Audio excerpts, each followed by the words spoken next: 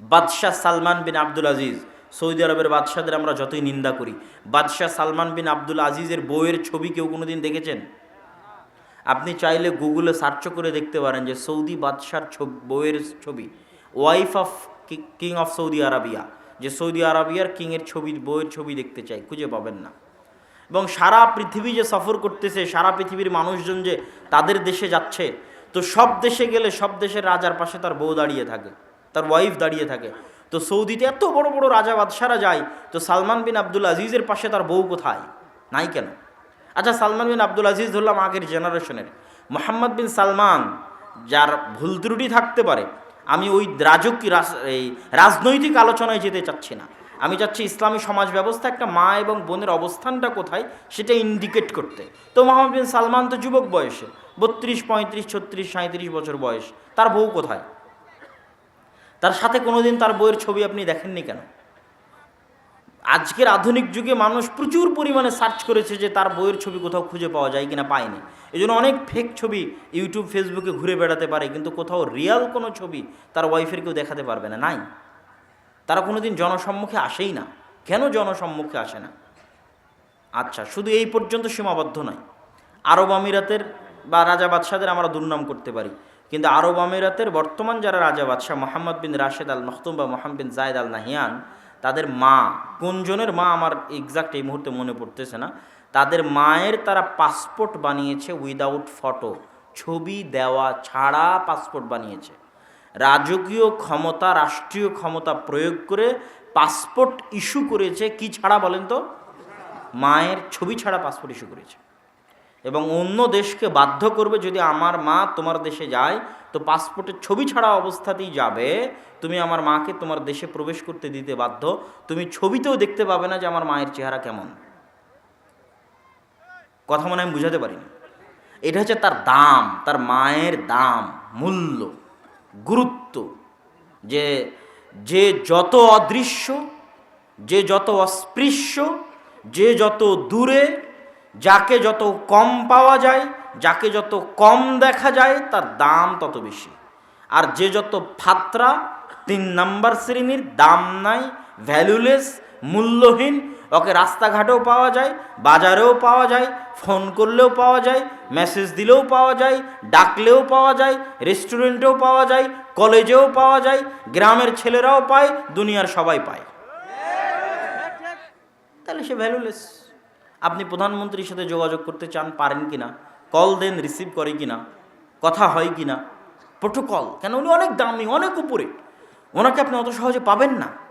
তো ইসলামী সমাজ ব্যবস্থা একটা মা এবং একটা বোনের অবস্থান অনেক উপরে, অনেক দামি, অনেক মহান, যেটা মানুষ তথা বস্তুবাদী সমাজ ব্যবস্থায় কল্পনা করা যায় না। এই জন্য আমি বলেছি আপনাদের অঞ্চলে বক্তব্য দিতে এসে, নীলফামারীতে এবং আপনাদের এই অঞ্চলের অবস্থা আমি জানি না, আমার যতদূর জানা যে গোটা রংপুর বিভাগের একই অবস্থা, সেটা হচ্ছে আপনাদের এই অঞ্চলগুলোতে মা এবং বোনেরা, যুবতী মা এবং বোনেরা সাইকেল চালিয়ে স্কুল কলেজে যায়।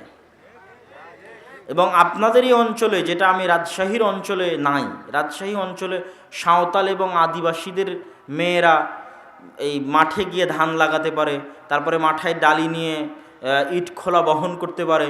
কিন্তু আপনাদের রংপুর বিভাগীয় অঞ্চলে আমি দেখেছি যে মুসলমানের মা এবং বোনেরা মাঠে গিয়ে ধান লাগায়, মুসলমানের মা এবং বোনেরা মাথায় মাটির ডালি নিয়ে এক জায়গা থেকে আর এক জায়গায় বহন করতেছে। এটা ইসলামী সমাজ ব্যবস্থা একজন মা এবং একজন বোনের অপমান। এবং যারা তাদেরকে বিবাহ করেছে, এদের বিবাহ করা হারাম হয়েছে, এদের বিবাহ করা কি হয়নি? জায়েজ হয়নি। এরা কেউ পুরুষ নয়, সবাই কাপুরুষ। যদি পুরুষ হয়, চুল পরিমাণ যদি রক্ত থাকে, তাহলে কল্পনা করেন যে ওর মায়ের ছবি পর্যন্ত আর একজনকে দেখতে দিবে না। এর নাম হচ্ছে পৌরুষত্ব। ওর স্ত্রীকে আর একজনকে পর্যন্ত দেখতে দিবে না। এটা অ্যারাবিয়ানদের কালচারাল পৌরুষত্ব। এটাই ইসলামে দেখানো হয়েছে এবং শেখানো হয়েছে। এবং এটা যে যে অঞ্চলে বসবাস করে, যে যে প্রাণীর সাথে উঠা বসা করে, তার সাথে সম্পৃক্ত থাকে। যেহেতু আজ থেকে 20-30 বছর আগে আরবের মানুষরা আজকের মতো এত বিরিয়ানি, ব্রয়লার মুরগি এগুলো এত খাবার দাবার ছিল না। তাদের আদি খাবার ছিল উটের গোস্ত, খেজুর, গাহওয়া। ওই আদি খাবারে যারা অভ্যস্ত ছিল, তাদের মধ্যে ওই পৌরুষত্ব এখনও আছে। আর বিকৃত অবস্থা এখন যারা আরসি পেপসি কোকাকোলা খাচ্ছে এই যুবক সমাজ, এদেরও ওই খাবারের কারণে তাদের সে পৌরুষত্ব কমে যাচ্ছে। এটা আমি অ্যারাবিয়ান কান্ট্রির কথা বলতেছি। সেই আগের পৌরুষত্ব তাদের মধ্যে, আগের জাজবার তাদের মধ্যে নেই। তো পৃথিবীর সবচেয়ে আত্মমর্যাদা সম্পূর্ণ প্রাণী হচ্ছে উট। সবচেয়ে রাগী প্রাণীদের একটা হচ্ছে উট। উটের যদি একবার মাথা গরম হয় সে মেরেও ফেলতে পারে। হত্যা করার মতো প্রবণতা উটের মধ্যে আছে, কিন্তু উটের গোস্ত খাওয়া যায়। এবং উটের রক্তে এত তেজ এবং এত আত্মমর্যাদা, এত আত্মসম্মান যে উটের রক্তের গরমের কারণে উটের গোস্ত খেলে উজু করার আদেশ আছে রাসূল সাল্লাল্লাহু আলাইহি ওয়াসাল্লামের পক্ষ থেকে। তো উটের এই আত্মমর্যাদা, আত্মসম্মানের কারণে তার স্ত্রীর সাথে যদি অন্য কোনো উট কোনো কিছু করার চেষ্টা করে, তো এই উট ওই অপর উটকে মেরে ফেলে দিবে, দুনিয়াতে তার অস্তিত্ব রাখবে না। এই গতি উটের প্রাণীর মধ্যে আছে, একটা আল্লাহর সৃষ্টিজীব তার মধ্যে আছে। তো যারা উটের সাথে চলাফেরা করে, উট খায়, তাদেরও গতি একই রকম। যারা উটের গোস্ত খায় তাদেরও গতি একই রকম। এবার পৃথিবীর আর একটা প্রাণী আছে, তার নাম হচ্ছে শুকুর। রাসূল সাল্লাল্লাহু আলাইহি ওয়াসাল্লাম বলেছেন, লা ইয়াদখুলুল জান্নাতা আদ-দায়ুস। দায়ুস শব্দটা শুকুরের চর্বির ক্ষেত্রে ব্যবহার করা হয় আরবিতে। দিয়াসাহ মাসদার, শুকুরের চর্বি। তথা শুকুরের চর্বি যার মধ্যে আছে ও জান্নাতে যাবে না। তো শুকুরের চর্বি শুকুরের মধ্যে আছে, তাহলে শুকুর জান্নাতে যাবে না। কিন্তু শুকুরের কি জান্নাত জাহান্নাম আছে? কথা বলতে হবে। শুকুরের কি জান্নাত জাহান্নাম আছে? কুকুর শ্রীগালের কি জান্নাত জাহান্নাম আছে? নাই। তাহলে আল্লাহ রাসূল যে বললেন যে শুকুর জান্নাতে যাবে না, এর অর্থ হচ্ছে ওই মানুষ জান্নাতে যাবে না যেই মানুষের রক্ত মাংস শুকুরের রক্তে মাংসে পরিণত হয়ে গেছে। তাহলে কোন মানুষ? আমার এবং আপনাদের মধ্যে তারা কারা যাদের রক্ত মাংস শুকুরের রক্তে মাংসে পরিণত হয়ে গেছে? জানতে চাইলে আপনাকে দেখতে হবে শুকুর কেমন। বিশ্বাস না হলে আপনি আবার আপনাদের আশেপাশে সাঁওতাল এলাকায় যেখানে শুকুর লালিত পালিত হয় সেখানে যান, যাই দেখেন সবচেয়ে ঘৃণ্য, নিকৃষ্ট, অপরিষ্কার, অপরিচ্ছন্ন, ময়লা প্রাণী হচ্ছে শুকুর। এমনকি শুকুরদের মধ্যে এমনও স্বভাব আছে যে অপর শুকুরের নিতম্ব থেকে গু আর পেশাব চেটে গেলেও শুকুরের প্রাণীর মধ্যে ইতস্তবোধ হয় না। এবং শুকুরের স্ত্রীর সাথে আর 5 জন 10 জন অন্য শুকুর এসে যদি তাদের সেই চাহিদা মেটানোর চেষ্টা করে, তবুও এই পুরুষ শুকুরের মধ্যে কোনো প্রকার প্রতিক্রিয়া কাজ করে না। এতটা অপরিষ্কার, অপরিচ্ছন্ন, নোংরা, ময়লা, ঘৃণ্য, নিকৃষ্ট পশু আল্লাহ পৃথিবীতে সৃষ্টি করেননি। তাহলে হুবহু এই শুকুরের মতো কিছু মানুষ আছে যারা মোহরানা দিয়ে বিবাহ করেছে, কিন্তু তাদের স্ত্রী রাস্তাঘাটে কাজ করে, তাদের মেয়েরা বেপরদা অবস্থায় রাস্তাঘাটে বের হয়, তাদের স্ত্রীরা বেপরদা অবস্থায় রাস্তাঘাটে বের হয়, হাসি মুখে পরপুরুষের সাথে কথা বলে, অথচ তাদের রক্তে আগুন লাগে না, এরা কাপুরুষ। এবং এদের চর্বি এবং রক্ত পচে গলে দুর্গন্ধযুক্ত হয়ে শুকুরের মতো হয়ে গেছে। এটা আমি বলিনি, রাসূল সাল্লাল্লাহু আলাইহি ওয়াসাল্লাম বলছেন এরা জান্নাতে যাবে না, এদের মধ্যে পৌরুষত্বের গুণ নেই। এই জন্য আমি বলেছি তাদের বিবাহ করা ঠিক হয়নি।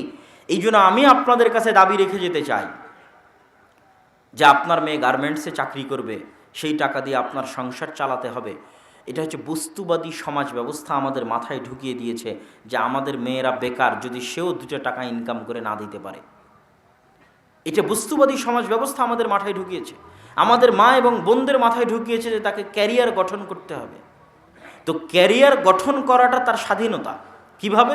স্বামীর আনুগত্য করলে দাসত্ব হয়, আর ক্যারিয়ারের নামে বসের বিছানায় গেলে, ক্যারিয়ারের নামে রাজনৈতিক নেতার বিছানায় গেলে সেটা স্বাধীনতা হয়। নাউজুবিল্লাহ। এই হচ্ছে বস্তুবাদী সমাজ ব্যবস্থা। একটা মেয়ের দাম নির্ধারণ করেছে, একটা মেয়ের মূল্য নির্ধারণ করেছে, কিন্তু ইসলামী সমাজ ব্যবস্থায় মা এবং বোনদের অবস্থান এই জায়গায় নয় যে আপনি তার মূল্য নির্ধারণ হবে সে 2 টাকা ইনকাম করে দিতে পারলো কি না, তার উপর তার মূল্য নির্ধারণ হবে। এই সিস্টেম ইসলামী সমাজ ব্যবস্থায় চলে না। ইসলামী সমাজে যেটা বোঝানো হয়েছে, যেটা বলা হয়েছে, সেটা হচ্ছে আমাদের মা এবং বোনেরা যা শিখছে 9, 10, 11, 12, বিশ্ববিদ্যালয়, স্কুল, কলেজ, মাস্টার ডিগ্রি, ডাক্তারি, এমনকি যদি মেট্রো রেল চালানো শিখে, কেউ একজন মেট্রো রেল চালানো শিখেছে, তার নিউজ হয়েছে, কেউ যদি মঙ্গল গ্রহে যাওয়া শিখে, পারমাণবিক বম বানানো শিখে, তো আমাদের মা এবং বোনেরা যেখানে যা শিখছে তাদের ওই প্রত্যেক শিক্ষার চাইতে বেশি কঠিন শিক্ষা হচ্ছে গার্মেন্টসের সেলাই মেশিন চালানোর চাইতে বেশি কঠিন পিএইচডি ডিগ্রি অর্জনের চাইতে বেশি কঠিন, অনার্স মাস্টার্সের চাইতে বেশি কঠিন, একটা চাকরি করার চাইতে বেশি কঠিন, পারমাণবিক বম বানানোর চাইতে বেশি কঠিন, একটা মেয়ের ডাক্তার হওয়ার চাইতে বেশি কঠিন একটা ছোট্ট বাচ্চাকে সৎ মানুষ রূপে গড়ে তোলা। এটা অত সহজ কাজ নয়, এটা অনেক কঠিন কাজ। আর এই পুরো কঠিন কাজটা আল্লাহ একজন মা এবং বোনের দায়িত্বে দিয়েছেন। সুতরাং এটা তার আসল ক্যারিয়ার, এটা তার আসল দায়িত্ব, এটা তার আসল চাকরি। এইটাতে সে যদি দায়িত্বহীনতার পরিচয় দেয় আর পৃথিবীর সকল দায়িত্ব পালন করে, তাহলে পৃথিবী ধ্বংস হতে আর বেশি দিন নিবে না। আপনি যদি মনে করেন যে মা এবং বোনদের চাকরি বাকরি করে টাকা ইনকাম করাই সমাজের উন্নয়ন, দেশের উন্নয়ন, নারীর ক্ষমতায়ন, নারীর সাক্ষরতার হার, নারীর চাকরির হার যদি মনে করেন যে দেশের উন্নয়নের মাত্রা নির্ধারণ করবে, তাহলে আজকে আমি আপনাকে একটা বাক্য বলে দিয়ে যাই যে সারা বাংলাদেশের সকল মা এবং বোন যদি, সকল মা এবং বোনকে যদি সরকারি চাকরি দিয়ে দেওয়া হয় এবং সরকারি চাকরি দিয়ে সবাই যদি টাকা পয়সা ইনকাম করে, তো ওই সকল মা এবং বোন এই গোটা দেশ এবং জাতির যা উপকার করতে পারবে, একজন আল্লাহওয়ালা, পরহেজগার, সতী, তাকওয়াবান, পর্দাশীলা মা যদি ঘরে বসে একটা সৎ সন্তান মানুষ করতে পারে, একটা সালাহুদ্দিন আইয়ুবি, একটা মোহাম্মদ বিন কাসেম, একটা তারিক বিন জিয়াদ, একটা ইমাম বুখারি, একটা ইখতিয়ারউদ্দিন মোহাম্মদ বিন বখতিয়ার খিলজি জাতিকে উপহার দিতে পারে, তাহলে সারা বাংলাদেশের সব মা এবং বোন রাস্তাঘাটে কাজ করে, চাকরি বাকরি করে, টাকা পয়সা ইনকাম করে দেশ ও জাতির যা উপকার করতে পারবে, এই একজন আল্লাহওয়ালা পরহেজগার পর্দাশীনা মা ঘরে বসে একজন সালাহুদ্দিন আইয়ুবি, একজন ওমর ইবনুল খাত্তাব, একজন তারিক বিন জিয়াদ, একজন ইমাম বুখারী দেশ এবং জাতিকে দিয়ে তার চেয়ে বেশি উপকার করতে পারবে। এবং এটাই ইসলামী সমাজে বোঝানো হয়েছে একজন মা এবং বোনের গুরু দায়িত্ব। এবং এই জায়গাতেই বস্তুবাদী সমাজ আঘাত এনেছে, বস্তুবাদী সমাজ এই জায়গাকেই ধ্বংস করে দিয়েছে, যেন আমাদের পরবর্তী প্রজন্মকে মানসিকভাবে পঙ্গু করে দেওয়া যায়। কেন বললাম মানসিকভাবে পঙ্গু? আজকের যারা পাশ্চাত্য সমাজ ব্যবস্থায় বড় হয়, তারা মানসিকভাবে খুব দুর্বল, তারা মানসিক বিকারগ্রস্ত। পাশ্চাত্য সমাজের 80% সন্তান মানসিক বিকারগ্রস্ত। তার প্রমাণ দেখবেন, আফগানিস্তানের মাটিতে যে পরাজয়, এটা কোনো অস্ত্রের সামনে পরাজয় হয়নি, কেন এদের তো কোনো অস্ত্রপাতি নাই, তো কিসের সামনে পরাজয় হবে? এটা হচ্ছে মানসিকতার সামনে পরাজয়। যারা যুদ্ধ করতে এসেছে তারা মানসিকভাবে অতটা শক্তিশালী নয়, তারা মানসিক বিকারগ্রস্ত। গোটা ইউরোপ আমেরিকার 80% যুবক মানুষ মানসিকভাবে বিকারগ্রস্ত। বাহ্যিকভাবে দেখতে স্বাভাবিক মনে হয়, কিন্তু তাদের দিন শেষে আনন্দের জন্য মদ লাগে, মাদকতা লাগে। এবং যেহেতু বাপ মা সবাই তো আদমের সন্তান, তারাও আদমের সন্তান, আপনিও আদমের সন্তান, আপনার দুঃখ কষ্ট তাদের দুঃখ কষ্ট সেম, একই। তো তাদেরও খারাপ লাগে একটা ছোট্ট বাচ্চা যখন দেখে তার মা আরেকজনের সাথে পরকীয়া করে, তার বাপ আরেকজনের সাথে পরকীয়া করে, বাপ মায়ের মধ্যে মিল নাই। তো ওই ছোট বাচ্চাও আদমের সন্তান, এই ছোট বাচ্চাও আদমের সন্তান। তাহলে আপনি এই বাংলাদেশের একটা ছোট বাচ্চাকে দেখলে তার অবস্থা বুঝতে পারবেন ইউরোপ আমেরিকার একটা ছোট বাচ্চার অবস্থা, যে তার মানসিক অবস্থা কি হতে পারে। এই জন্য একটা আদর্শ পরিবারে, একটা ইসলামী সমাজে, একটা ইসলামী পরিবারে যে বাচ্চা বড় হয়েছে, ও মানসিকভাবে যত শক্তিশালী হবে, তার মানসিক শক্তির সামনে গোটা ইউরোপ আমেরিকা কিনে নেওয়া সম্ভব। তার মানসিক শক্তির সামনে কিনে নেওয়া সম্ভব। এটা আমি বাস্তবে অনুভব করে দেখে আপনাদের সামনে বলছি, সম্মানিত উপস্থিতি। তাহলে ইসলামী সমাজ ব্যবস্থায় মা এবং বোনদের অবস্থানটা কোথায়, আর বস্তুবাদী সমাজ ব্যবস্থায় মা এবং বোনদেরকে কোথায় নামিয়ে আনা হয়েছে, তার সংক্ষিপ্ত বিবরণ আপনাদের সামনে পেশ করার পর এবার চলেন ইসলামী সমাজের তৃতীয় গুরুত্বপূর্ণ এলিমেন্ট, আমাদের যুবক ভাইয়েরা যারা এখানে বসে আছে। বাপ মায়ের পর্ব শেষ, স্ত্রী কন্যার পর্ব শেষ, এবার যুবকদের পর্ব দিয়ে ইসলামী সমাজ ব্যবস্থার এই বক্তব্যের শেষের দিকে চলে যাব ইনশাআল্লাহ। যুবকদের উদ্দেশ্যে কি বলতে চাই? যুবকদের উদ্দেশ্যে যেটা বলার সেটা হচ্ছে, আজকে 57টা মুসলমানদের দেশ, তারা দাবি করে তারা স্বাধীন, কিন্তু আমি দাবি করি একটা মুসলিম দেশও স্বাধীন নয়। এরা নাম কাওয়াস্তে রাজনৈতিকভাবে স্বাধীনতা অর্জন করেছে। কারো অর্থনৈতিক স্বাধীনতা নাই, কারো জ্ঞান বিজ্ঞানের স্বাধীনতা নাই। এই দুই স্বাধীনতার কারণে এরা সব নত, তথা প্রকৃত স্বাধীনতার স্বাদ ভোগ করতে পারে না। দুইটা স্বাধীনতা না থাকার কারণে, এক অর্থনৈতিক স্বাধীনতা, দুই জ্ঞান বিজ্ঞান ও প্রযুক্তিতে স্বাধীনতা না থাকা। জ্ঞান বিজ্ঞান ও প্রযুক্তির পরাধীনতা আপনাকে দেখাই। আজকের যারা উন্নত বিশ্ব তারা হচ্ছে ফার্স্ট ওয়ার্ল্ড কান্ট্রি, আর আজকের আমরা হচ্ছে থার্ড ওয়ার্ল্ড কান্ট্রি, তৃতীয় বিশ্ব। গরিব দেশ বাংলাদেশ, শ্রীলঙ্কা, পাকিস্তান, আমরা থার্ড ওয়ার্ল্ড কান্ট্রি। তো উন্নত বিশ্বের দেশগুলো আমাদের চাইতে জ্ঞান বিজ্ঞানে 50 এবং 100 বছর এগিয়ে আছে। তাদের কাছে 50 এবং 100 বছর অগ্রিম জ্ঞান বিজ্ঞান আছে, যা তারা এখনও পৃথিবীতে ছাড়েনি, রিলিজ করেনি, কিন্তু তাদের কাছে আছে। সময়ে সময়ে তারা রিলিজ করবে। আর আপনি যদি বলেন যে আমি গোটা বাংলাদেশ বিক্রি করে দেব, তোমার কাছে যা জ্ঞান গরিমা আছে আমার কিছু বিজ্ঞানীকে শিখাও, কোশ্চেন কালেও শিখাবে না। কেন? এইটা দিয়ে তারা গোটা পৃথিবীর উপর আধিপত্য বিরাজ করে রেখেছে, এক জ্ঞান বিজ্ঞান দিয়ে। এক জ্ঞান বিজ্ঞানের দাসত্বের একটা নমুনা আপনাকে দিই। একটা মুসলিম রাষ্ট্র উন্নত বিশ্বের কাছ থেকে একটা জেট ফাইটার বিমান ক্রয় করেছে। আচ্ছা, একরামুল নামে কারো স্বামীর স্ত্রী মহিলা প্যান্ডেলে অসুস্থ, আপনি একটু অবশ্যই যাবেন জরুরি ভিত্তিতে মহিলা প্যান্ডেলে। একরামুল তো একটা জেট ফাইটার বিমান কিনেছে একটা মুসলিম দেশ। তো ওই উন্নত বিশ্ব বলছে যে তুমি এটা কিনে নিয়ে গেছো ভালো কথা, যদি নষ্ট হয়, নষ্ট হয়ে গেলে আবার আমার কাছে পাঠাবা, আবার নতুন করে বিল দিবা, পয়সা দিবা, টাকা দিবা, আমি আবার নতুন করে তোমার মেশিন ঠিক করে দিব, আবার তোমার কাছে পাঠাবো। কিন্তু এটা নষ্ট হলে কেমনে ঠিক করে এই জিনিস তোমাকে শিখাবো না। কি বুঝলেন? কথা মনে বুঝাতে পারিনি আমি উত্তর শুনতে যাচ্ছি, কথা কি বুঝতে পেরেছেন? এই মাইক আপনার কাছে বিক্রি করেছি, বিক্রি করার পর বলেছি মাইক যদি নষ্ট হয় কেমনে ঠিক করতে হয় তা শিখাবো না, আবার আমার কাছে আসিও, আবার নতুন করে টাকা দিও, আমি আবার মাইক ঠিক করে তোমাকে দিয়ে দিব। তো তোমার কাছে যুদ্ধ বিমান বিক্রি করলাম, কেমনে ঠিক করতে হয় জানাবো না, নষ্ট হলে আমার কাছে আসবা, আবার টাকা দিবা, টাকা দিয়ে কিনেছো, আবার টাকা দিয়ে ঠিক করে নিয়ে যাবা। এর নাম হচ্ছে জ্ঞান বিজ্ঞানের দাসত্ব। তারা 50-100 বছর এগিয়ে। আর আপনি যে গোলাম দাস, এটা বোঝার জন্য দুটো উপায়। এক, আজকে আপনি প্রধানমন্ত্রী হয়ে যান, দেশের রাষ্ট্রপতি হন, আপনি বুঝবেন যে আপনি গোলাম। এটা অনেকের গায়ে লাগতে পারে কথাটা, কিন্তু আপনি বুঝবেন, আপনি প্রধানমন্ত্রী হলেই পরের দিন বুঝবেন যে আমি গোলাম, এটা গোলাম দেশের গোলাম প্রধানমন্ত্রী হয়েছে। আর একটা উপায় কি বুঝার? আর একটা উপায় হচ্ছে আপনার গলায় যদি বাংলাদেশি পাসপোর্ট ঝুলান, বাংলাদেশি পাসপোর্ট ঝুলিয়ে এই 1,57,000 বর্গ মাইলের বাইরে বেরোবেন। সেটা যদি ইন্ডিয়া হয় তো ইন্ডিয়া, সেটা যদি অন্য কোনো দেশ হয় তো অন্য কোনো দেশ।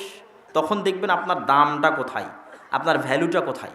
এই যে হাজারো যুবক বসে আছে, যারা কেউ ঠিক বলছে কেউ ঠিক বলছে না, এরা ওই যে বিশ্বকাপ খেলার সময় যেই সমস্ত দেশের খেলা দেখে লাফালাফি করেছে, চিল্লাচিল্লি করেছে, আবার পিকনিক করেছে, ওই সমস্ত দেশেও যদি এরা বাংলাদেশি পাসপোর্ট ঝুলিয়ে প্রবেশ করতে চায়, তাদেরকে ন্যাংটা করে ইমিগ্রেশনে পরীক্ষা করবে। কেন না? ওই বাংলাদেশি, এই জন্য এটা যে ওর দাম। কিন্তু ওই বাংলাদেশে বসে ঠিকই লাফালাফি করেছে, কিন্তু ততক্ষণ বুঝবে না যে ও গোলাম, গোলামের ঘরের গোলাম, যতক্ষণ না ওই বাংলাদেশি পাসপোর্ট গলায় না ঝুলিয়ে এই দেশের বাইরে বের না হয়েছে। কিন্তু ওদেরকে দোষ দিয়ে লাভ নাই, আমি বারবার বলি তাদের দোষ দিয়ে লাভ নাই, দোষ তো এই যুবকদেরই। আমি তো ইউরোপের বিশ্ববিদ্যালয়ে পড়ি, তো ইউরোপের বিশ্ববিদ্যালয়, ইউরোপেরই তো খেলা ফুটবল বিশ্বকাপ। তো ফুটবল বিশ্বকাপের কোনো একটা দিন আপনাকে চ্যালেঞ্জ দিলাম, যুবক যারা তোমরা শিক্ষিত আছো, বিভিন্ন এলাকা থেকে আসছো, আজকে এখান থেকে ফিরে গিয়ে ইউটিউবে সার্চ দাও, গুগলে সার্চ দাও, যে কোনো একটা ম্যাচকে কেন্দ্র করে, আর্জেন্টিনা ব্রাজিলের কোনো একটা ম্যাচকে কেন্দ্র করে অক্সফোর্ড বিশ্ববিদ্যালয়ের কোনো একটা ব্যাচের ছাত্ররা কোনো একটা পিকনিক করেছে, কোনো এক জায়গায় একত্রিত হয়ে আনন্দ উৎসবের সাথে আর্জেন্টিনা এবং ব্রাজিলের খেলা দেখেছে। অক্সফোর্ড, ক্যামব্রিজ, হার্ভার্ড, ইউরোপ আমেরিকার কোনো একটা বিশ্ববিদ্যালয়ের কোনো একটা ব্যাচের স্টুডেন্টস একত্রিত হয়ে আনন্দ উল্লাসের সাথে খেলা দেখেছে, এবং একত্রিত হয়ে কোনো এক দলের জয় পরাজয়ের কারণে টাকা পয়সা একত্রিত করে পিকনিক করেছে। এরকম একটা নিউজ আমাকে এনে দেখাও।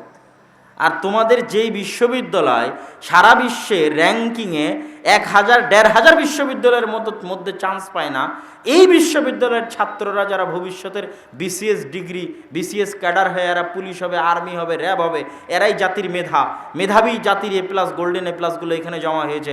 এরা ঘন্টার পর ঘন্টা বড় স্ক্রিনের সামনে দাঁড়িয়ে একসাথে একত্রিত হয়ে আনন্দ উল্লাস করে খেলা দেখে, ড্যান্স করে, আবার কোনো একটা দলের জেতার জন্য পিকনিক করে।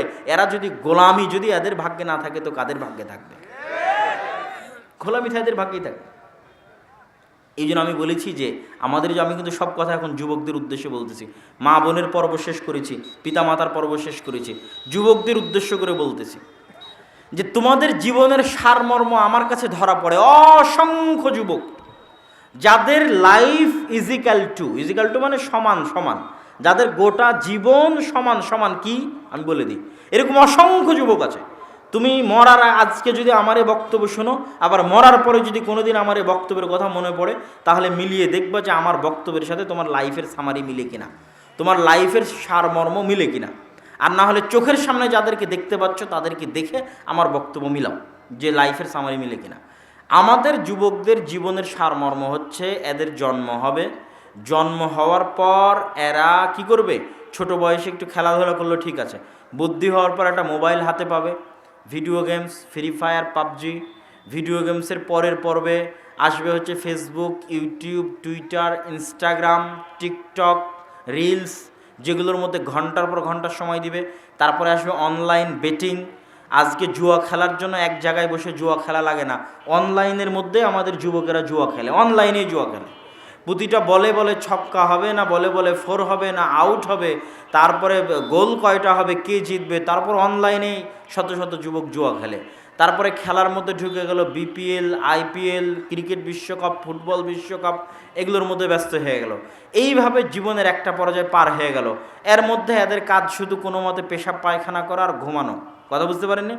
এবার এইভাবে জীবনের একটা পর্যায়ে যখন চলে আসবে, হঠাৎ দেখতে দেখতে দিন পার হয়ে গেছে, বিয়ে শাদী হয়ে গেছে, কি করবে, কাজ নাই তো কি করবে, একটা ভিসা লাগিয়ে চলে গেছে প্রবাসে গিয়ে টয়লেট পরিষ্কার করে সে টাকা ইনকাম করছে। অথবা আর কি করবে, কাজ নাই চলে গেছে ঢাকাতে গিয়ে কোনো এক জায়গায় দেখা যাচ্ছে পদ্মা সেতুর ইঞ্জিনিয়ারিং করেছে চায়নারা, আর এই আজীবন খেলা দেখে সময় নষ্ট করে জুয়া খেলে গেছে ওই পদ্মা ব্রিজে লেবারি করতে।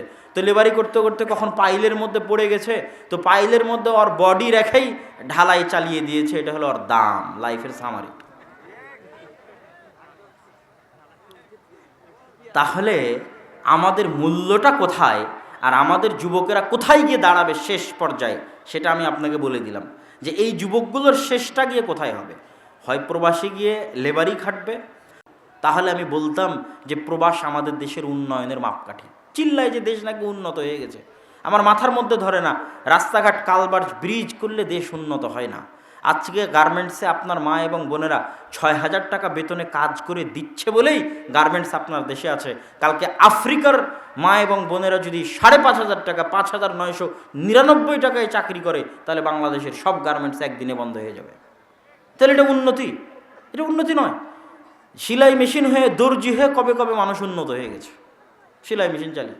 তাহলে যারা পারমাণবিক বম বানানো শিখলো, যদি দর্জি চালানোই উন্নতি হতো, ওরা পারমাণবিক বম বাদ দিয়ে দর্জি চালানোই শিখতো, ওরাই গার্মেন্টস খুলে বসে থাকতো। ওরা আমাদের কাছে গার্মেন্টস কিনতো না, গার্মেন্টসের জিনিস কিনতো না। এটা উন্নতি নয়। আমরা কম মূল্যে আমাদের শ্রম বিক্রি করি, কেননা আমাদের যোগ্যতা নেই। আমাদের যোগ্যতা না থাকার কারণে কম মূল্যে শ্রম বিক্রি করি। প্রবাসে আমাদের ভাইয়েরা অতি অল্প বেতনে চাকরি করে। আমি কাউকে অপমান করে কথা বলছি না, বরং কষ্টের সাথে বলছি। মদিনা ইসলামী বিশ্ববিদ্যালয়ে আমার ঘরটাও একজন বাঙালি পরিষ্কার করে, আমাদের টয়লেটও বাঙালি পরিষ্কার করে, তখন আমাদের কষ্ট লাগে। এবং জিনসিয়া, নাগরিকত্বের হিসেবে অ্যাজ এ বাংলাদেশি আমাদের অবস্থানটা কোথায়, এটা আর 10 জনের সামনে কিন্তু এমনি ফুটে ওঠে যে আমাদের দেশের লোকজন এখানে এসে যোগ্যতা বিক্রি করছে না, মেধা বিক্রি করছে না। জাস্ট একটা টয়লেটে একটা ক্লিন হ্যান্ড হাতে নিয়ে পরিষ্কার করার বিনিময়ে অতি স্বল্প মূল্যের বেতনটা দেশে পাঠাচ্ছে। এই হচ্ছে আমাদের দেশের যুবকদের সামাজিক অবস্থা। এর কারণ কি? এর কারণ এই যে বললাম, কি করতেছে আমাদের যুবকেরা, এটা আপনি চোখের সামনে দেখতে পাচ্ছেন। অতএব হে যুবক, তোমাদের উদ্দেশ্যে আমি বলতে চাই যে তোমাদের জীবনের বাস্তবতা এবং হাকিকত কি, এটা জানার চেষ্টা করো। প্রোডাক্টিভিটি, উৎপাদন ক্ষমতা। আপনি কি মনে করেন এখানে যতজন বসে আছে এরা অন্য গ্রহ থেকে আসছে?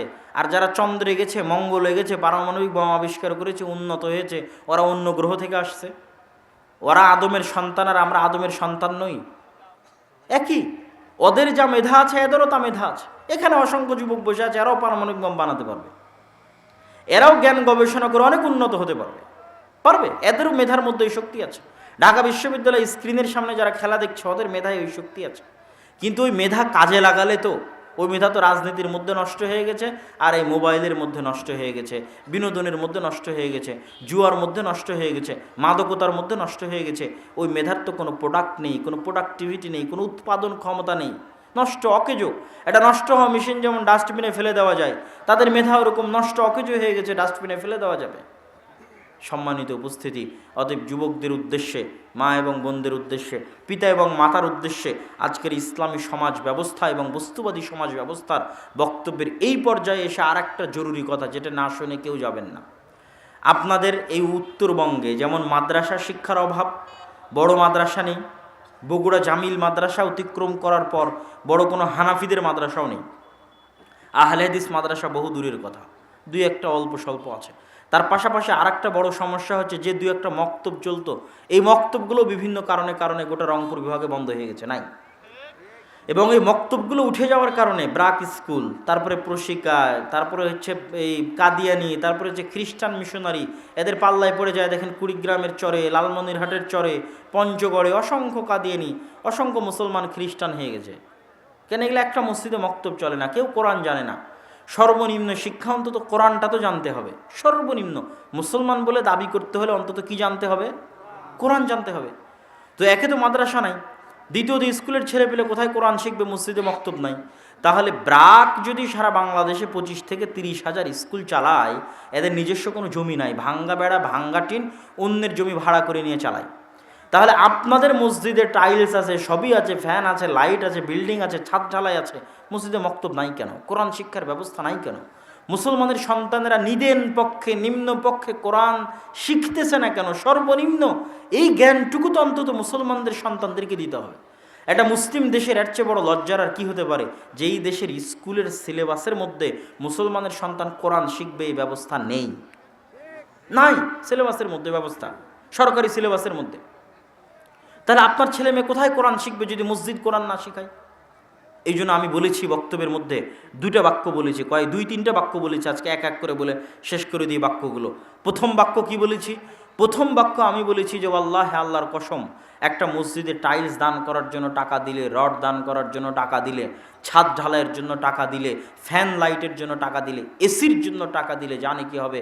একটা ভাঙ্গা বেড়া ভাঙ্গা টিনের মসজিদে কোরআনের একটা অক্ষর আলিফ শিখানোর জন্য দান করলে তার চেয়ে বেশি নেকি হবে ইনশাআল্লাহ, তার চেয়ে বেশি নেকি হবে। দুই, কি বলেছি আমি? এটা বলেছি যেই মসজিদ কমিটি মক্তব চালাতে পারে না, ওই মসজিদ কমিটিকে 24 ঘন্টার মধ্যে পদত্যাগ করতে হবে, মক্তব চালাতেই হবে। তিন, কি বলেছি?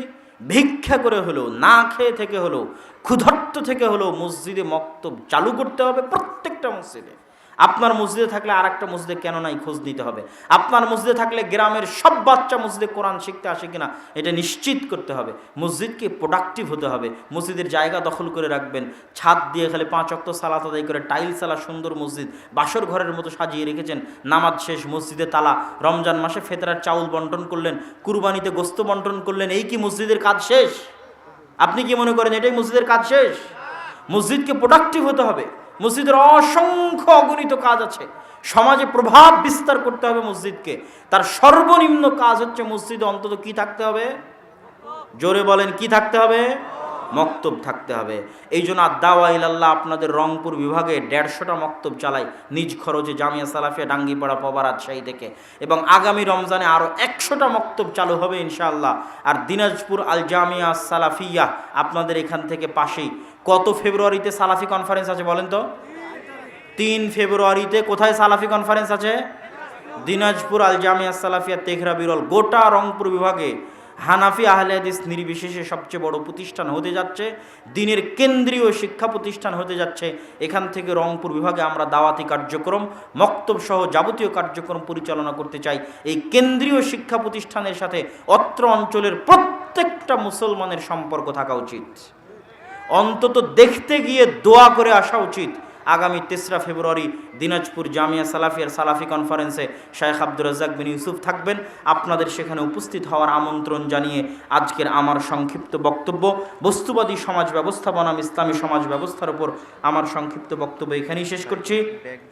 দান করার জন্য টাকাটা দিয়ে। আচ্ছা, দান করার জন্য আপনাদের মধ্যে ব্যাগ যাবে। আমি আগেই বলেছি যে ভাইয়েরা মসজিদ নির্মাণ করতে চাচ্ছে, আপনারা তাদেরকে মসজিদ নির্মাণে সহযোগিতা করবেন। কেউ পারলে স্টেজে এসে সহযোগিতা করেন। আমি প্রশ্ন উত্তর দিচ্ছি, হয় স্টেজে সহযোগিতা করেন, না হলে আপনাদের মধ্যে ব্যাগ যাবে, সেখানে সহযোগিতা করবেন। আপনারা হইচই না করে, আওয়াজ না করে, যার দান করার ইচ্ছা সে দান করেন। আর যারা প্রশ্ন উত্তর শুনতে চান তারা ধীরস্থিরভাবে প্রশ্ন উত্তর শুনেন। আমি সবাইকে 10 টাকা হলেও উক্ত কাজেও শরীক হওয়ার জন্য আহ্বান জানাচ্ছি। আমাদের মসজিদের ইমাম বলেছেন বেদাত বলতে কিছু নেই, নাউজুবিল্লাহ মিন যালিক। আল্লাহর রাসূল যেখানে বলেছে বেদাত শব্দ, আয়েশা রাদিয়াল্লাহু তাআলা আনহার হাদিস, বুখারীর হাদিস, সেখানে ইমাম সাহেব কেমনে বলে বেদাত বলতে কিছু নেই? ইমাম সাহেবের কি বাপের পৈতৃক সম্পত্তি দিন? মেয়েরা হাইজ অবস্থায় কোরআন পড়তে পারবে কি? এটা একটা বিতর্কিত মাসালা। কেউ কেউ বলেছে পড়তে পারবে, কেউ কেউ বলেছে পড়তে পারবে না। যারা বলেছে পড়তে পারবে তাদের দলিল কি? তাদের দলিল হচ্ছে মুমিন কোনো সময় অপবিত্র, প্রকৃত অর্থে অপবিত্র হয় না। একমাত্র যারা মুশরিক কাফের তারা প্রকৃত অর্থে অপবিত্র। ইন্নাল মুমিনুনা লা ইয়ানজাস, মুমিনরা কোনো সময় মসজিদের জন্য এখানে দেয় আমার হাত দিয়ে দিবে। জি, আপনারা সবাই ঠান্ডা মাথায় মসজিদের এই যে স্টেজের সামনে এসে হোক, আপনাদের মাধ্যমে এগেলে হোক, দানে অংশগ্রহণ করবেন। তো মুমিনরা কোনো সময় অপবিত্র হয় না। আর রাসূল সাল্লাল্লাহু আলাইহি ওয়াসাল্লাম আয়েশা রাদিয়াল্লাহু তাআলা আনহাকে বলেছেন যে তোমার হাতে অপবিত্রতা নেই, তুমি যে হায়েজ অবস্থায় আছো, এটা এই অপবিত্রতা তো তোমার হাতে লেগে নেই। এটা রাসূল সাল্লাল্লাহু আলাইহি ওয়াসাল্লাম আয়েশা রাদিয়াল্লাহু তাআলা আনহাকে বলেছেন। ইশার সালাতের পরে বক্তব্য দেওয়া যাবে কি? এর সত্যতা জানতে চাই। ইশার সালাতের পরে অপ্রয়োজনীয় কথা বলা নিষিদ্ধ, তবে প্রয়োজনীয় কথা হলে বলা যাবে। তার মধ্যে দিনের দাওয়াতি কাজ যদি প্রয়োজনীয় মনে করা হয় অবশ্যই বলা যাবে। শ্বশুরকে বাবা বলে ডাকা যাবে কি? সম্মানার্থে বাবা বলে ডাকা যাবে, তবে প্রকৃত বাবা বলা যাবে না, তথা কাগজে কলমে সকল জায়গায় প্রকৃত বাবা বলার অপশন নেই। শাইখ, আমার প্রশ্ন হচ্ছে কবরস্থান কি ইট দিয়ে বাধাই করা যাবে? কবরস্থানের সীমানা নির্ধারণ করা যেতে পারে, কিন্তু নির্দিষ্ট কবর ইট দিয়ে বাধাই করা যাবে না। কিন্তু একটা বিশাল কবরস্থানের জমির সীমানা নির্ধারণ করা যেতে পারে, তবে নির্দিষ্ট কবর ইট দিয়ে বাধাই করা যাবে না। পৃথিবীতে সালাতে সালাম ফিরার বাক্য শিরিক থেকে বাঁচার দোয়া পড়া যাবে কি? সালাম ফিরার পূর্বে দুনিয়ার সকল দোয়া পড়া যাবে, যা কোরআন এবং হাদিস দ্বারা প্রমাণিত। সালাতে দোয়া মাসুরা না পড়ে আত্তাহিয়াতু দরুদ ইব্রাহিম পড়ে সালাম ফিরলে সালাত হবে কি? আত্তাহিয়াতু এবং দরুদ হচ্ছে জরুরি, আর মাসুরা হচ্ছে অন্য দোয়ার মতো একটি দোয়া। সুতরাং না পড়ে সালাম ফিরলেও সালাত হবে, কোনো সমস্যা নেই। আয়াতুল কুরসি সুন্নাত নামাজে পড়া যাবে কি? সুন্নাত ফরজ সকল নামাজে আয়াতুল কুরসি পড়া যাবে, কেন আয়াতুল কুরসি কোরআনের একটি আয়াত। বিতির নামাজের পরে তাহাজ্জুদ পড়া যাবে কি? জি না, বিতিরই হচ্ছে রাতের শেষ সালাত। যতদূর জানি ফসলের ওসর সেচের পানিতে 20 ভাগের 1 ভাগ, আল্লাহর পানিতে 10 ভাগের 1 ভাগ। বর্তমান মৌসুমে দুই পানিতেই, বৃষ্টির পানি এবং সেচের পানি, কোনটা বেশি? খরচ কোনটাতে বেশি হচ্ছে? যেটার পরিমাণ বেশি সেটাই ধরবেন। আমরা 7 ভাই 3 বোন। আমাদের বাবা মা মারা গেছেন। আমার বাবার কবরের পাশে দাঁড়িয়ে একসঙ্গে হাত তুলে মোনাজাত করতে পারবো কি? জি না, একা একাই যে যার মতো যাবে সে সার মতো একা একে হাত তুলে দোয়া করবে। গুল বিড়ি সিগারেট খেলে কি মায়ের সাথে জেনার মতো পাপ হয়? এরকম আমার জানা নেই, তবে গুল বিড়ি সিগারেট হারাম খেলে 40 দিন ইবাদত কবুল হবে না। আর এই হারাম যারা খাবে তাদের জান্নাতে যাওয়াও দুরূহ এবং কঠিন হবে। মানুষ মারা গেলে গরু জবাই করে আত্মীয়দের খাওয়ানো বেদাত বেদাত বেদাত। বরং যেই বাড়িতে মানুষ মারা গেছে সেই বাড়িতে আপনাদেরকে আরও খাবার পাঠাতে হবে, অন্তত 3 দিন যাবত ওই বাড়িতে খাবার পাঠাবেন। রমাজান মাসে সিয়াম অবস্থায় স্বামী স্ত্রী সহবাস করলে কি হবে? ফরজ সিয়াম থাকা অবস্থায় সহবাস করলে 60 দিন টানা সিয়াম পালন করতে হবে, অথবা 60 জন মিসকিনকে খাওয়াতে হবে, অথবা গোলাম আজাদ করতে হবে।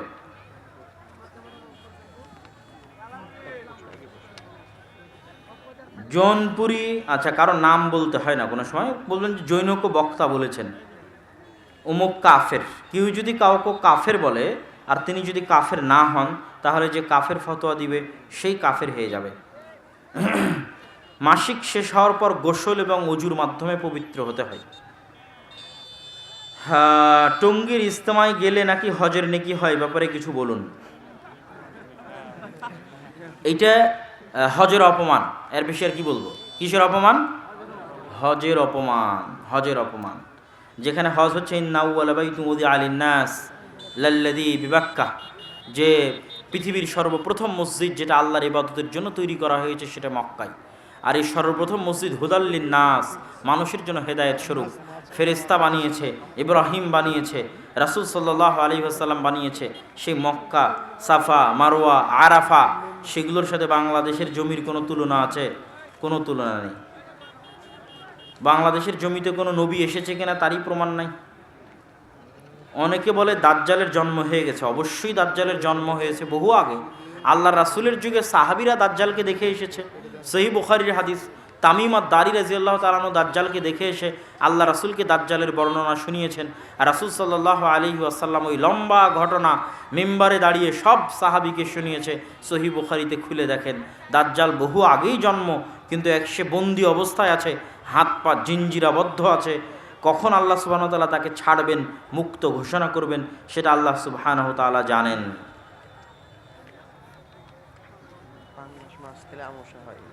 মসজিদের জমি বন্ধক রাখা যাবে কি? বন্ধক রাখা বলতে আমি যেটা বুঝি যে এই জমি বাবদ এত টাকা নিলাম, এই টাকা যতদিন ফেরত না দিব ততদিন তোমার কাছে জমি থাকবে, এই পদ্ধতি হারাম। এই পদ্ধতি কি? হারাম। জমি লিজ দেওয়া যেতে পারে, প্রতি বছরের ভিত্তিতে তুমি আমাকে এত টাকা দিবা, জমি তুমি তোমার মতো আবাদ করবা, এটা হচ্ছে লিজ দেওয়া। জমি লিজ দেওয়া যেতে পারে। জমি বর্গা আকারে আধি দেওয়া যেতে পারে, যেটা আমাদের রাজশাহীতে বলে আধি দেওয়া। এই জমি তুমি আবাদ করবা, এত ভাগের এক ভাগ সব ফসল তুমি আমাকে দিবা। আধিও দেওয়া যেতে পারে, লিজও দেওয়া যেতে পারে, কিন্তু বন্ধক হারাম। পাঙ্গাস মাছ খেলে আমার আমাশা হয়, এটা আমি বিশ্বাস করি, তাতে কি আমার পাপ হবে? বৈজ্ঞানিক দলিল ছাড়া, ডাক্তারি দলিল ছাড়া এমনি বিশ্বাস করলে কুসংস্কার হবে। ডাক্তার যদি বলে যে হ্যাঁ সত্যি, নির্ধারিত একজন বক্তার নাম উল্লেখ করে বলেছেন যে অমুকের বক্তব্য শোনা যাবে কিনা, আমি নির্ধারিত কোনো বক্তার নাম উল্লেখ করে কোনো প্রশ্নের উত্তর দিতে আগ্রহী নই। কোনো বক্তার বক্তব্য শোনা যাবে কি যাবে না এ বিষয়ে নির্ভর করে আপনার জ্ঞানের উপর, আমার ফতোয়ার উপর নয়। কিসের উপর নির্ভর করে? আপনার জ্ঞানের উপর। আপনার কাছে যদি এই পরিমাণ জ্ঞান থাকে যে আপনি সত্য মিথ্যার মধ্যে যাচাই করতে পারেন, আপনি সবার বক্তব্য শুনতে পারেন, কোনো সমস্যা নেই। আর আপনার কাছে যদি ওই পরিমাণ জ্ঞান না থাকে, পথভ্রষ্ট হওয়ার আশঙ্কা থাকে, তাহলে আপনি যাকে বিশ্বাস করেন, যাকে কাছ থেকে জানেন, যার জীবনী সম্পর্কে জানেন, যার চাল চরিত্র আচার ব্যবহার সম্পর্কে জানেন, যার নামাজ আমল আখলাক তাকওয়া পরহেজগারিতা সম্পর্কে জানেন, সে যদি একজনও হয় তো শুধু তারই বক্তব্য শুনবেন। অন্যের বক্তব্য শুনে যাকে চেনেন না, জানেন না, জীবনে দেখেননি, তার আমল আখলাক, তার শিক্ষাগত যোগ্যতা জানেন না, তার সাথে উঠা বসা করেননি, চলাফেরা করেননি, তার বক্তব্য শুনে পথভ্রষ্ট হয়ে লাভ নাই। আবার যার চেহারা দেখা যায় না তারটা তো আরও নয়, কেননা যার চেহারা দেখা যায় না, শুধু অডিও শোনা যায়, ওটা শয়তানেরও অডিও হতে পারে এবং শয়তান অডিও দিতে পারে। আল্লাহ রাসূলের যুগে যদি শয়তান মিথ্যা হাদিস বলতে পারে, তা আমার যুগে ইউটিউব, ফেসবুক, টুইটারে ফেক অ্যাকাউন্ট বানিয়ে শয়তান মিথ্যা হাদিস দিতে পারে, মিথ্যা পোস্ট দিতে পারে, মিথ্যা অডিও দিতে পারে।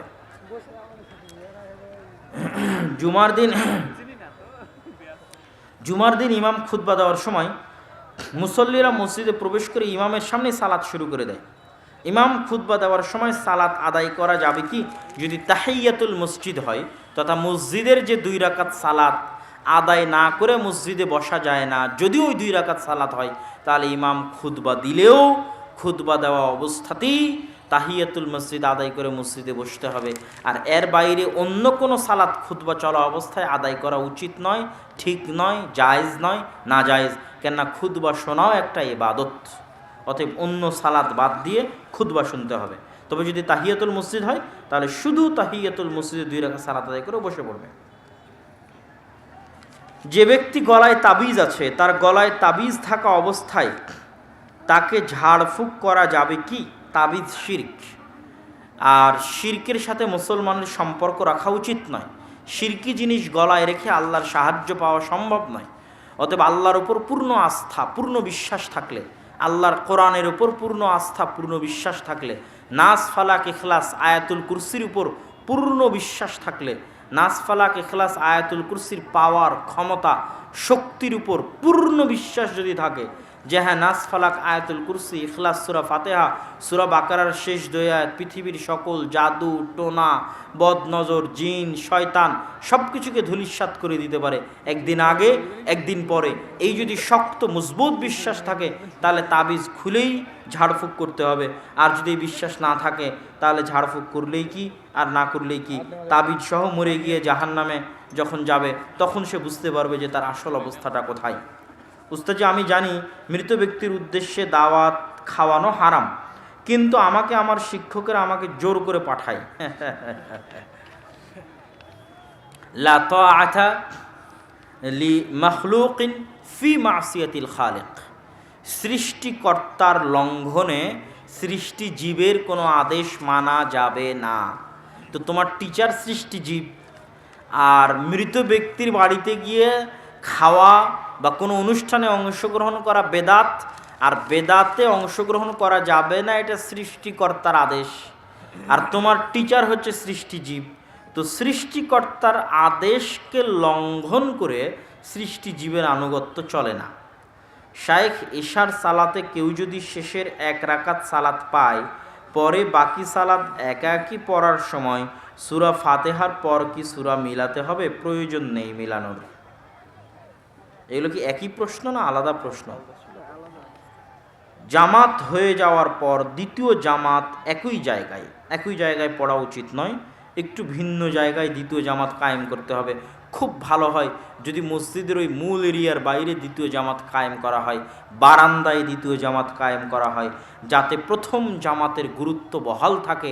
কেননা প্রথম জামাতটাই আসল জামাত, প্রকৃত জামাত এক মসজিদের ক্ষেত্রে। আর বাকি জামাতগুলো প্রকৃত আসল জামাত নয়, জামাত আদায় করা হচ্ছে তাই জামাত। সেই ক্ষেত্রে প্রথম জামাতের গুরুত্ব রক্ষার্থে ওই জায়গায় আদায় না করে একটু পিছনে, একটু দূরে, একটু ডানে, একটু বামে, খুব ভালো হয় বারান্দায় গিয়ে আদায় করলে। আমাদের গ্রামে পুরুষ লোক হুজুর মাকে কোরআন শিক্ষা দিচ্ছে অনেক বেশি আওয়াজ করে, এটা কতটুকু ভালো? সবচেয়ে উত্তম হচ্ছে মহিলা মানুষকে শিক্ষা দিবে। যদি মহিলা মানুষ কোনো মতে নাই পাওয়া যায়, সেক্ষেত্রে পুরুষ মানুষ সম্পূর্ণ পর্দার আড়াল থেকে কোরআন শিক্ষা দিতে পারে। শায়েখ, আমি কোনো এক ওয়াক্ত ফরজ সালাতে 1 বা 2 রাকাত পাইনি, বাকি সালাত পড়ার জন্য কখন দাঁড়াবো? কোনো এক ওয়াক্ত ফরজ সালাতে জামাতের সাথে ছিল না, জামাতবিহীন ছিল, বুঝতে পারিনি। যদি জামাতবিহীন একাকী হয়, সময় পার হয়ে গেছে, না এটা তো জামাতি না, যখন ইমাম সালাম শেষ করবে তখন তুমি দাঁড়াবা। ঢাকা টুঙ্গির ইজতেমায় কি কি বেদাত চালু আছে আর সেগুলো বাদ দিলে কি যাওয়া যাবে? তাবলিগ বা দাওয়াতি কাজ উত্তম। তাবলিগ করা, দাওয়াতি কাজ করা প্রত্যেক মুসলমানের উপর ফরজ, জরুরি। কিন্তু সেই তাবলিগ, সেই দাওয়াত হতে হবে আল্লাহ রাসূলের দেখানো পদ্ধতি অনুযায়ী। তো আমি তাবলিগ জামাতের লোকেরা যে কাজ করে তাদের আন্তরিকতার বিষয়ে আমি কোনো প্রশ্ন উঠাবো না, বা তাদের খুলুসিয়াতের বিষয়ে কোনো প্রশ্ন উঠাবো না। কিন্তু 2টা বিষয় অবশ্যই প্রশ্নবিদ্ধ। একটা হচ্ছে নির্ধারিত যে ফ্রেম তৈরি করা হয়েছে, ওই ফ্রেমকে একমাত্র লাস্ট ঘোষণা করা এবং ওইটার উপর বিভিন্ন ফজিলত কায়েম করা, যে এত চিল্লা দিলে এই ফজিলত, এই করলে এই ফজিলত, যেগুলো সব বানোয়াট, আল্লাহ রাসূলের হাদিসে নাই, এটা বলা এবং ওইটা মনে করে ওটাতে অংশগ্রহণ করা বেদাত। দ্বিতীয়ত, ফাজাইল আমলের মধ্যে অনেক জয়ীফ এবং জাল হাদিস আছে। যদিও বর্তমানে হানাফি আলেম ওলামারা ফাজাইল আমলের তাহকিক এবং তাখরিজ করে নতুন একটা সংস্করণ আনার চেষ্টা করতেছে। যদি তাহকিক ঠিক থাকে, ভালো উদ্যোগ, আমি এই উদ্যোগকে সাধুবাদ জানাই। আর এই রকম যদি সঠিক তাহকিক তাখরিজ সহ ফাজাইলে আমল, একদম জাল জয়ীফ হাদিসকে বাদ দিয়ে সহি ফাজাইলে আমল যদি সকল মসজিদে, সকল জায়গায় রাখা হয়, আর এই ধরনের মিথ্যা ফজিলতের ধোকা, যে টঙ্গীর ইজতেমায় গেলে হজের নেকি হবে, অমুক হবে, তমুক হবে, এই সমস্ত মিথ্যা কথাবার্তা, বেদাতি কথাবার্তা যদি মানুষ নিজের বিশ্বাস থেকে বাইরে রাখে, তাহলে স্বাভাবিক এই সম্মেলনে যেমন আপনি এসেছেন, এই রকম একটা স্বাভাবিক সম্মেলনে আমিও যেতে পারি। কিন্তু এই স্বাভাবিক সম্মেলনে আসলে এত নেকি হবে, পরপর 3 বছর আসলে এই হবে, পরপর 10 বছর আসলে এই হবে, তারপর আস্তে আস্তে এটাই আসলে হজ হয়ে যাবে, এই মনে করে আসলে তো গুনাহগার হবেন, জাহান্নামে চলে যাবেন। কিন্তু এই ধরনের সকল শর্তমুক্ত অবস্থায় স্বাভাবিক সিম্পল এক জায়গাতে কোরআন এবং হাদিসের কথা হচ্ছে, কোরআন এবং সহিহ হাদিস অনুযায়ী আলোচনা হচ্ছে, সেখানে তো যাওয়া যায়, অংশগ্রহণ করা যায়, করলে নেকি হবে। কিন্তু যেখানে সবই জাল এবং জয়ীফ হাদিসের উপর ভিত্তি করে এবং মিথ্যা ফজিলতের ধোকায়, সেখান থেকে দূরে থাকাই উত্তম। সহি শুদ্ধভাবে সালাত আদায় করলে ইমাম বিরোধিতা করে, এমন অবস্থায় করণীয় কি? সবর, সবর, সবর, ধৈর্য ধারণ করতে হবে। আল্লাহ সুবহানাহু ওয়া তাআলা আমাদের সবাইকে, অত্র প্রোগ্রামের আয়োজকদেরকে, সকলকে আল্লাহ সুবহানাহু ওয়া তাআলা তার দ্বীনের জন্য কবুল করুক, উত্তম প্রতিদান দান করুক, এবং অত্র প্রোগ্রাম আয়োজনের সাথে যারা জড়িত তাদের সকলের গুনাহ খাতা মাফ করে দিক। যারা দান সহযোগিতা করেছে আল্লাহ সুবহানাহু ওয়া তাআলা তাদের ধন সম্পদে বরকত দিক। অত্র এলাকা গ্রামবাসী যারা যেভাবে এই প্রোগ্রাম আয়োজনে সহযোগিতা করেছে তাদের আল্লাহ সুবহানাহু ওয়া তাআলা হেফাজত করুক, তাদের যাবতীয় বালা মুসিবত থেকে দূরে রাখুক। আর যারা বাধা প্রদান করেছে, ষড়যন্ত্র করেছে, শত্রুতা করেছে,